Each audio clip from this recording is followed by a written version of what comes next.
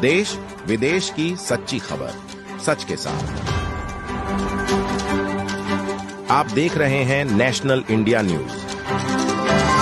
दिल्ली की मुख्यमंत्री रेखा गुप्ता को उनके बंगले का नया बंगला अलॉट हुआ है। आम आदमी पार्टी के नेताओं ने प्रेस कॉन्फ्रेंस में बताया कि शीश महल इलाके में 15 रूम वाले 2 बंगले जोड़कर एक बड़ा 30 रूम का बंगला मुख्यमंत्री के नाम किया गया। इसके साथ ही बंगले में बड़े बड़े जनरेटर लगाए जा रहे हैं ताकि बिजली कटने पर मुख्यमंत्री को कोई परेशानी ना हो।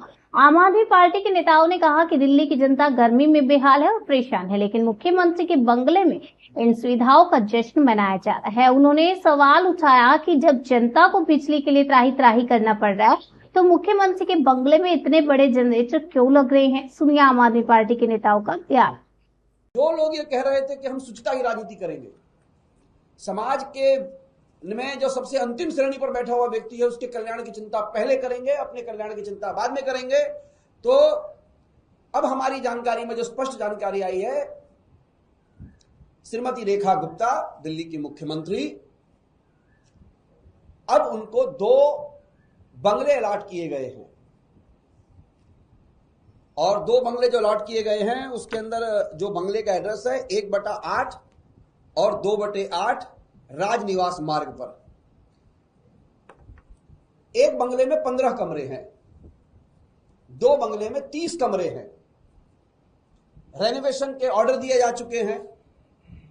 हमारी जो अभी तक पुख्ता जानकारी है उसमें 14 62 केवीए के जनरेटर लगाए जाएंगे कि मुख्यमंत्री जी रहेंगे, कहीं लाइट चली गई तो कि पावर कट की समस्या है तो बैकअप चलता रहे। और अब हम इस माया महल को यह सुनिश्चित करेंगे कि 30 कमरों में कितने एयर कंडीशन लगेंगे, किस प्रकार की कारपेटिंग होगी, किस प्रकार से रेनोवेशन कराया जाएगा। और जो स्वच्छता की राजनीति कर रहे थे, मेरे को आज वो दिन याद आ रहा है, लक्ष्मीबाई केलकर जी ने राष्ट्रीय सेविका समिति बनाई थी, क्योंकि मैं 32 साल इनके साथ रहा, मैं इन सबको जानता हूं। उन्होंने कहा था कि सामाजिक मूल्यों की राजनीति करने के लिए महिलाओं को अग्रणी भूमिका निभानी पड़ेगी और उनको सामाजिक ताने बाने के साथ जो जद्दोजहद होती है उससे पार पाकर के आना पड़ेगा। चलिए, लक्ष्मीबाई केलकर जी की एक सपना पूरा हुआ कि उनकी महिला मुख्यमंत्री हो गई और भाजपा के दीनदयाल शोध संस्थान के विद्वान प्रचारकों के साथ मिलकर के तय हुआ कि मुख्यमंत्री को 30 कमरों का बंगला दिया जाना चाहिए, माया महल।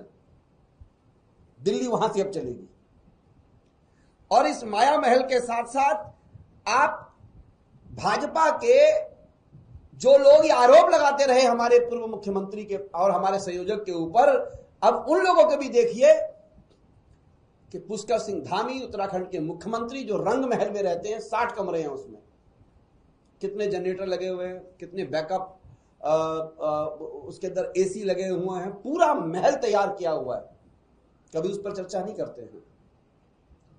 भोपाल के अंदर ऐश्वर्या महल तैयार किया गया है, वहां के मुख्यमंत्री वहां पर रहते हैं। इनके मुख्यमंत्री ऐश्वर्य महल में रहेंगे, रंग महल में रहेंगे। अब दिल्ली की मुख्यमंत्री माया महल में रहेंगी, वहां से शासन और सत्ता चलेगी। और मुख्यमंत्री जी जो अभी 4 महीने पहले तक कुछ भी नहीं थी, तो एक सामान्य सी गाड़ी में चलती थी, अर्टिगा में शायद किसी में, अचानक से मुख्यमंत्री जी को थ्रेट हो गया। मुख्यमंत्री जी के काफिले में 13 गाड़ियां चलती हैं, 45 सिक्योरिटी ऑफिसर चलते हैं, मतलब कि गार्ड और सिक्योरिटी ऑफिसर मिला करके 45, न जाने कौन सी थ्रेट हो गई।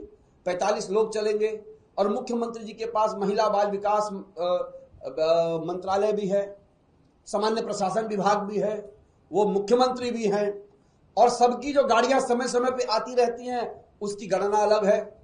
एक मेम साहब के लिए गाड़ी, एक साहब के लिए गाड़ी, और जो बच्चे घूमते हैं बाबा लोगों के लिए अलग गाड़ी। और अभी मैंने पता नहीं किया है, शायद मैंने कोई घर में छोटे मोटे जो पेट होते हैं उनके लिए भी शायद अलग व्यवस्था की गई होगी। लेकिन जिस प्रकार से ये लोग स्वच्छता की राजनीति करने की बात कर रहे थे, उस स्वच्छता की राजनीति में 13 गाड़ियों के काफिले में, और महंगी महंगी गाड़ियां जो भी हो सकती होंगी, जो सरकार की होती होंगी, वो चलती हैं।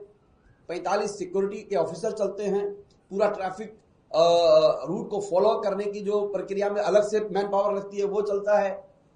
अब 30 कमरों का माया महल बुक किया गया है।